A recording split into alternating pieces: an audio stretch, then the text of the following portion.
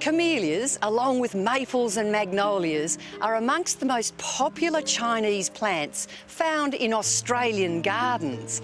But they are only a fraction of over 30,000 plant species found in all of China.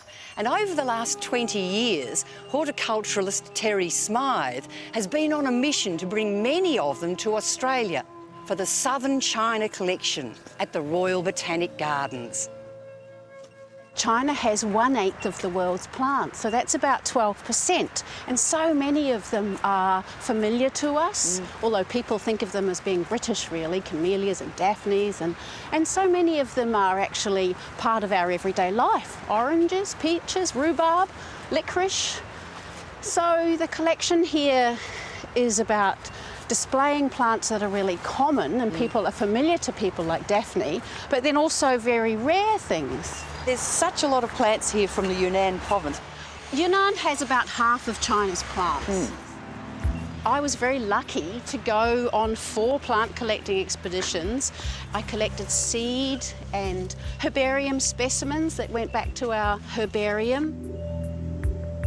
This camellia here, Camellia henriana, was wild collected. Here it is flowering for us today. So you collected this exact plant? Yes, I collected it as a seed on a hillside in China. And that must give you a great thrill. They're like my babies. Yes, it really does give me a great thrill.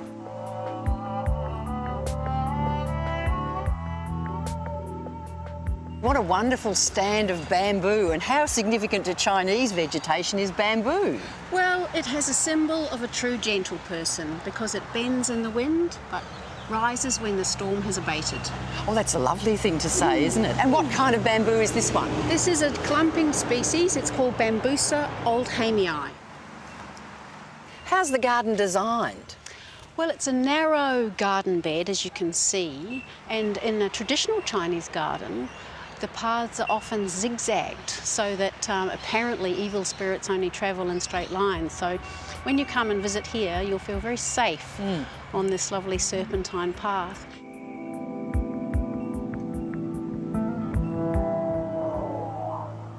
This is one of my favourites.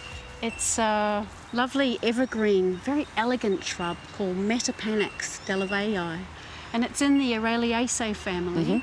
It looks good 365 days of the year. It's a beautiful shaped leaf. It's a beautiful shaped leaf, and it's really nice the way it catches the light. It's a beautiful looking tree, but you're doing something special with it. We are. We're doing something, we're experimenting with it, and so it's horticulturally interesting. We've done a thing called Coppicing, where you cut the plant to the ground, and you can do that when you've got some water, as long as it's not too dry. So here, we've cut this plant right down. See the old stem there, planted almost 20 years ago, and it's come away beautifully. This is one of the most well-known Chinese plants, known throughout the world because of what it produces.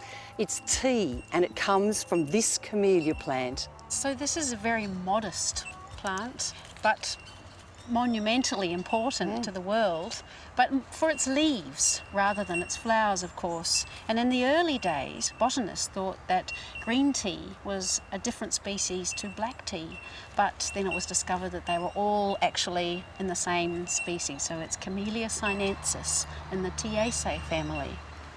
South China is famous for its huge number of maples, and this one is a rare one. This is a rare one, yes. This one is Acer pentaphyllum, or the 5-leafed maple. Yeah. And it comes from Sichuan province. And sadly, there's only 200 left in the wild. So it's actually critically endangered. China has a problem with deforestation. The population's growing, as it is all over the world, but there are quite a lot of endangered species in China.